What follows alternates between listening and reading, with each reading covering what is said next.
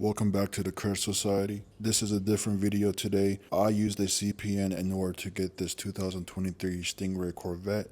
In order to do this, you can get a pre-built CPN that already has Tradelines already merged as a primary.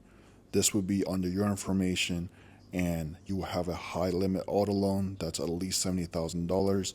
And then when you go to the dealership and apply for a vehicle, you will get approved because of all of the backdated history and credit history already added onto the CPN. In order to build the CPN, you would need to have primary Tradelines added.